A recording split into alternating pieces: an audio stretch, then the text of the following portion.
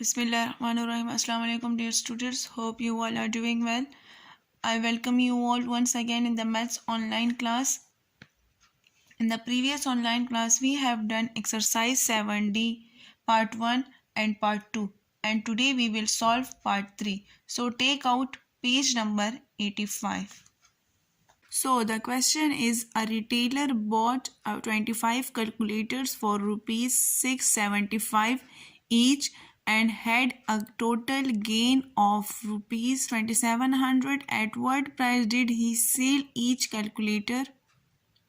So इसमें है कि रिटेलर ने जो है 25 कैलकुलेटर्स जो है वो ख़रीदे हैं फॉर रुपीज़ 675. मतलब एक कैलकुलेटर जो है उसमें 675 का था और उसने टोटल 25 कैलकुलेटर्स बाय किए हैं, और टोटल जो है उसने प्रॉफिट जो गेन किया है वो है 2700.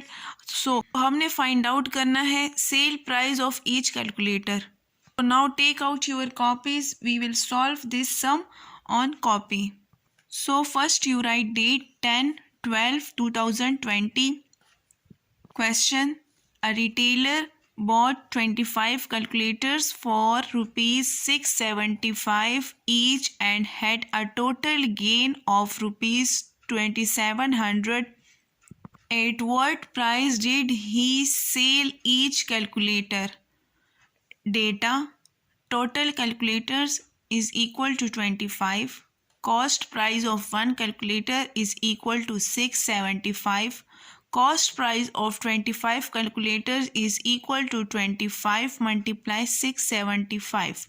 यहाँ पर हमने 25 को 675 के साथ इसलिए मल्टीप्लाई किया है क्योंकि 25 कैलकुलेटर्स की कॉस्ट प्राइस हमने फाइंड करनी है, क्योंकि एक कैलकुलेटर की प्राइस हमें गिवन है जो है 675, तो हमने इसको इसके साथ मल्टीप्लाई करना है जिससे हमारे पास 25 कैलकुलेटर्स की कॉस्ट प्राइस आ जाएगी. टोटल प्रॉफिट जो हुआ है वो है is equal to 2700. Selling price of one calculator, हमें सेलिंग प्राइस का पता नहीं है तो ये हमने फाइंड करना है, तो हमने यहाँ पर क्वेश्चन मार्क लगा दिए. Now solution.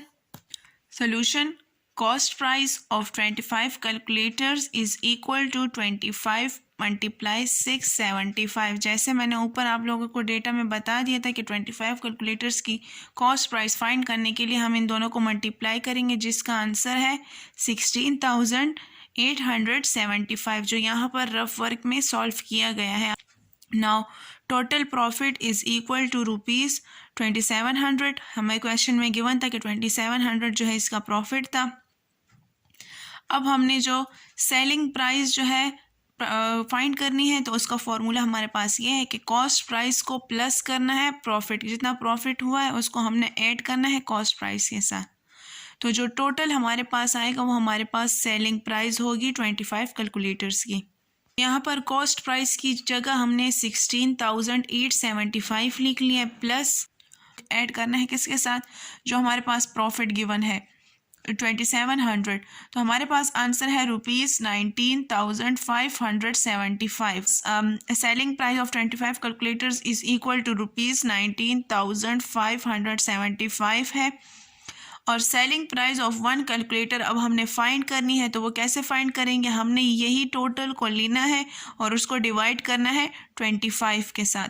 तो जब 25 के साथ डिवाइड करेंगे तो हमारे पास यहाँ पे डिवीजन उसकी की गई है, जिसका आंसर हमारे पास है 783. रिजल्ट है हमारे पास selling price of one calculator is rupees 783 है टोटल हमारे पास. ये हमारे पास इस एक्सरसाइज का लास्ट क्वेश्चन था. In the next class, we will proceed with another exercise